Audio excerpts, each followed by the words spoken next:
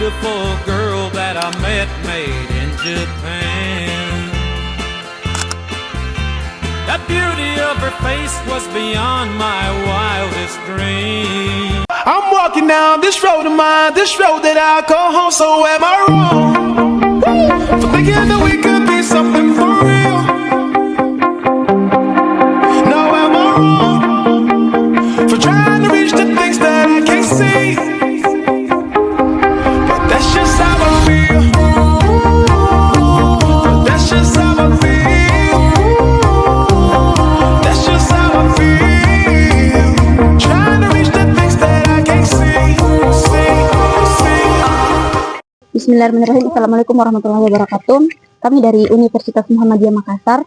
Kami dari kelompok 2, Prodi Manajemen. Di sini ada 3 pilihan dari tugas wawancara kami. Nah, yang pertama itu ada bagian agribisnis, kuliner, dan apa teman-teman? Bagian kerajinannya. Yang pertama itu yang kami pilih adalah agribisnis. Nah, sekarang kita sudah berada di tengah-tengah tempat kami atau lokasi kami untuk mewawancara. Sekarang di dekat kita sudah ada kakak, bisa sebelumnya diperkenalkan namanya kak? Ya, perkenalkan nama saya Haidar Ansyar, biasa akrab disapa Didi. Jadi sekarang teman-teman dari Unismu ini sudah berada di kebun Kapuki Farm, ya seperti itu. Nah, di sini kita akan masuk kepada pertanyaan yang pertama. Kapan usaha ini dimulai kak atau didirikan? Kalau untuk skala produksi sebesar ini tuh 2024 kemarin, tapi untuk mulai berhidroponiknya itu awalnya itu di 2021 akhir, awal 2022 sudah ada sekitar 800 lubang tanam, cuma lokasinya tidak di sini, itu di Pakato dulu pada saat saya kuliah, ya di Pakato awalnya itu berdiri, tapi untuk yang di sini itu baru 2024 kemarin. Iya. Oh, berarti baru menjelang 2 tahun ya, ya. Oke. Jadi pertanyaan selanjutnya, apa yang membuat kakak tertarik memulai usaha tanamannya? Kalau untuk tertariknya itu sebenarnya pertama karena saya alumni Politeknik Pembangunan Pertanian, jurusan pertanian ya. Ya. Makanya saya interest di bidang ini. Tapi pada awal saya tertarik itu sebenarnya dari SMA. Dari SMA? Dari SMA, iya. Jadi dari SMA itu 2019 saya tertarik, cuma 2020 saya gap year. 2020 saya masuk kuliah di Polbangtan. Alhamdulillah di kuliah saya dapat program Wirausaha Muda Pertanian. Saya satu kelompok itu 4 orang. Jadi di sanalah itu awalnya kenapa dana yang diberikan itu saya buat jadi hidroponik seperti ini. Jadi dari situlah bertahap sampai saya punya, setelah lulus saya punya kebun seperti ini. Begitu. Berarti memang ada skill ya kak? Iya. Ya, ada skill memang. Ya, karena memang jurusan saya pertanian, makanya saya konsen di bidang ini. Jadi mengembangkan kemampuan. Iya, betul. Jadi pertanyaan selanjutnya itu kak, jenis tanaman apa saja yang dijual atau ada berbagai atau cuma ini? Kalau untuk sekarang full selada ya, karena marketnya itu rata-rata butuhnya itu selada sekarang. Dulu itu saya sering tanam pakcoy, kangkung, bayam, cuma sekarang itu saya fokus di selada saja untuk saat ini. Iya. Selada. Iya. Baik, selanjutnya. Oke, baik. Selanjutnya siapa target pasar dari usaha kita? Kalau untuk target pasarnya itu menyasar ke rumah makan pertama, kemudian frozen food, terus penjual kebab, satu burger kebab, tinggal dagangan kaki lima ya. Terus 1 tahun ke belakang ini tuh menyasar ke MBG juga, SPBG dapur, iya.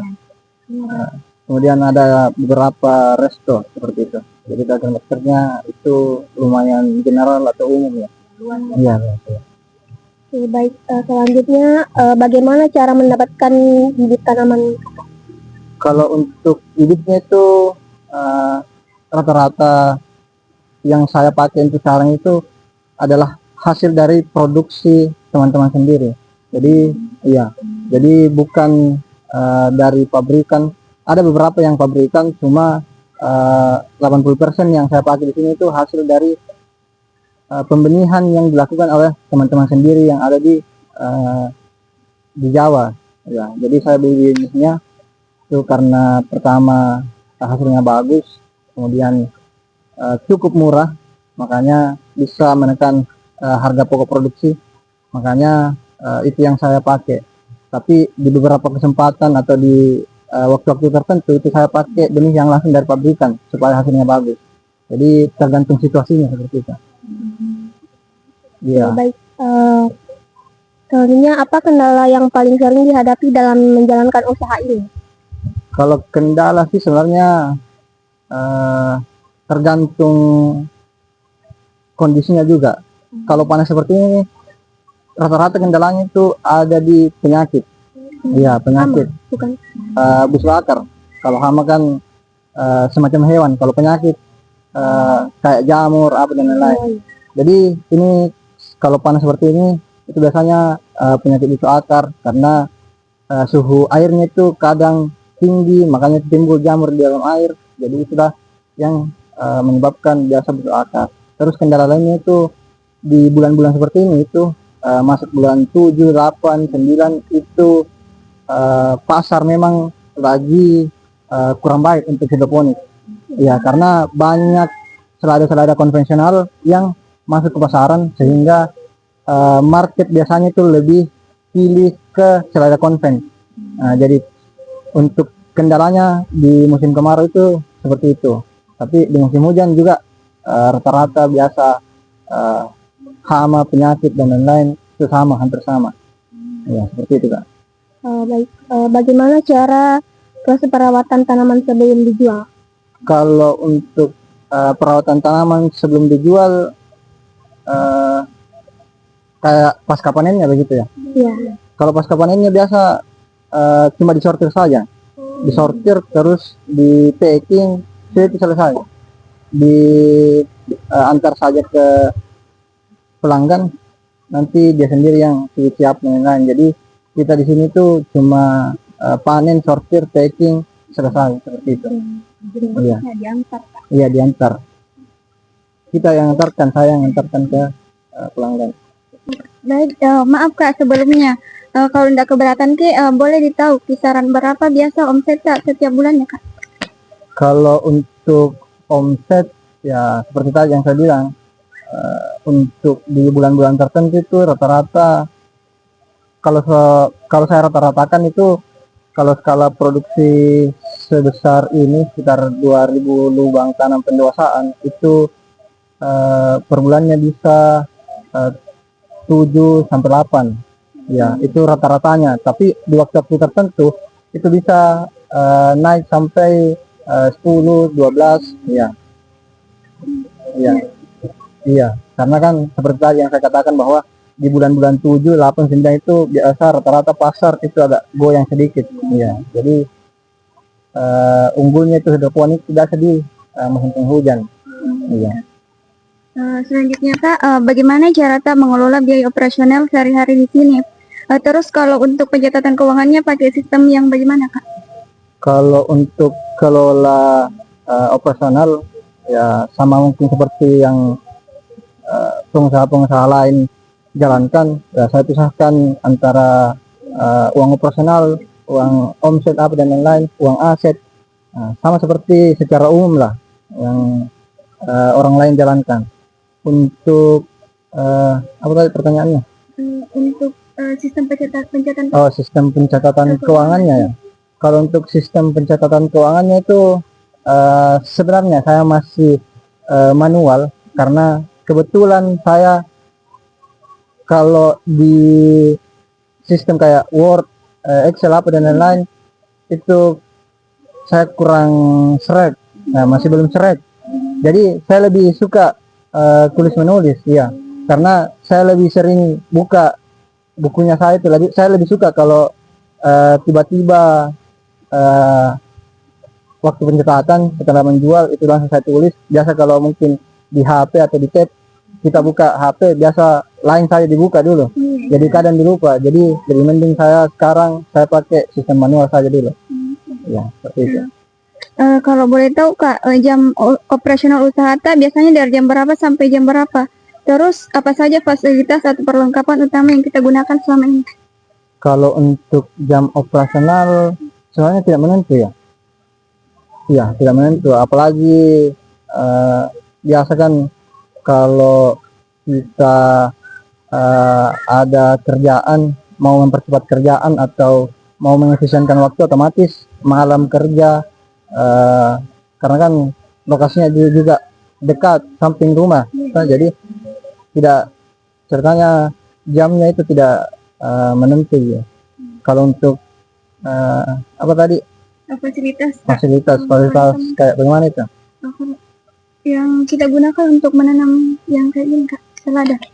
kalau untuk fasilitasnya itu seperti yang dilihat ya, itu kita pakai pipa, tandon apa dan lain-lain, pakai greenhouse ya, cuma seperti itu, tandon, pipa, sistem-sistem hidroponik pada umumnya lah, sistem hidroponik NFT namanya ya. Selanjutnya Kak, kalau boleh tahu siapa biasanya pemasok atau supplier bahan baku Tak, terus bagaimana cara Tak menyiasati supaya pasokan barangnya bisa lancar terus? Kalau untuk pemasok kan rata-rata biasanya itu untuk seperti bibit itu kan setiap sebelum habis itu pasti saya langsung PO di teman-teman. Kalaupun ceritanya tidak ada di sana, otomatis biasanya saya beli langsung di toko di Makassar. Kan sudah ada beberapa toko hidroponik yang populer di Makassar, termasuk kayak nutrisi, bahan-bahan lain, itu semuanya tersedia di situ. Jadi suplainya tidak ada putusnya seperti itu. Jadi karena ada tokonya, ada dia restock, jadi setiap ada kebutuhan kita langsung ke sana saja, seperti itu. Iya. Tahu gimana sih rahasianya ngerawat tanaman ini biar kualitasnya tetap bagus? Kalau untuk merawat tanamannya sama seperti secara umum ya. Jadi kita jaga, kalau untuk hidroponik ya, kita jaga nutrisinya, ppm-nya, terus dijaga tingkat keasaman atau pH airnya, dicek apakah ada serangan hama atau penyakit. Kalau ada, itu biasanya kita semprot pestisida ataupun pestisida nabati ataupun fungisida seperti itu. Jadi untuk jaga kualitasnya itu rutin-rutin ceritanya kita cek jalan. Kalau kita lihat ada kendala apa dan lain-lain, itu langsung kita siasati, langsung kita obati seperti itu. Apa ada musim-musim tertentu yang bikin jalan jadi makin ramai atau malah agak sepi? Iya, sama seperti yang tadi saya sebutkan, hidroponik itu rata-rata unggulnya di musim hujan, karena konvensional itu di musim hujan hampir dipastikan untuk di Makassar ini tidak ada suplainya, jadi kebanyakan rusak, makanya hidroponik itu unggul. Jadi kalau di bulan-bulan hujan seperti ini, musim panas, musim kemarau, itu penjualan agak drop sedikit. Ya, gitu. Untuk sekarang ada berapa orang yang bantu jagain atau ngurusin usaha? Kalau untuk jaga atau mengurus kebun itu sebenarnya saya masih sendiri. Nah, jadi saya tuh branding diri itu sebagai solopreneur. Tapi di beberapa kesempatan itu saya selalu ajak teman-teman, rata-rata teman-teman itu di sini freelance. Jadi setiap ada waktu libur saya ajak ke sini untuk bantu, nanti kita sesuaikan bayarannya, masuk dia operasional atau bayarannya. Terus saya juga dibantu sama orang di rumah saja, seperti itu. Ya. Kalau melihat usaha yang sekarang Kak, biasanya Kakak maunya dari apa berkembangnya, maksudnya ada rencana ke depannya supaya usahanya makin maju Kak? Kalau indikator berkembangnya begitu? Iya. Kalau indikator berkembangnya itu saya rasa di hidroponik itu eh, salah satunya penambahan lubang tanam. Nah, seperti yang di belakang kita ini itu baru sekitar semingguan lebih selesai. Jadi yang 2 meja ini tuh baru saya selesaikan kemarin, ya sekitar 2 minggu lalu. Terus untuk rencana pengembangan, sebenarnya untuk di kebun ini di Sapje Farm itu untuk hidroponik targetnya saya itu cuma seperti ini dulu. Saya mau ekspansi ke bidang lain. Ya, jadi kedepannya itu saya mau belajar tentang microgreen. Tadi kebetulan tadi saya baru semai, saya baru mencoba. Ya, jadi untuk hidroponiknya itu saya sepertinya sampai di sini dulu. Saya mau ekspansi ke microgreen. Ya, seperti itu, Kak. Selanjutnya Kak, apakah usaha ini pernah mengikuti kegiatan yang bermanfaat buat masyarakat atau lingkungan sekitar di sini Kak? Kalau untuk mengikuti kegiatan sebenarnya saya sering bawa pelatihan ya di Makassar. Ya, saya bawa pelatihan di Makassar beberapa kali, terus biasa mengisi kegiatan di kampus juga. Terus biasa di sini tempatnya anak-anak magang mulai dari atau KKN, termasuk yang tadi yang tanda tangan itu dari UI. Terus biasa ada dari Pobangkan, kampus saya sendiri. Biasa ada kontak juga dari Unhas atau Unibos seperti itu. Terakhir Kak, apa harapan Kakak untuk usaha ini ke depannya?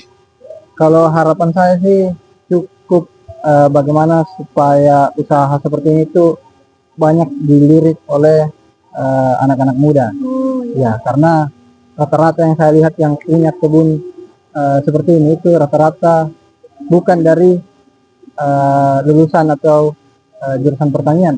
Makanya saya harap itu orang-orang yang kuliah di pertanian, ayo kita sama-sama kembali ke pertanian, kembali ke bidang tak masing-masing. Jadi supaya bidang tak ini bisa berkembang, otomatis orang-orang yang kompeten di situ harus terjun. Nah, jadi itu salah satu harapan besar saya. Kemudian harapannya supaya Sapje Farm ini lebih dikenal, lebih luas lagi pasarnya dan lain-lain, bisa bermanfaat untuk orang-orang sekitar.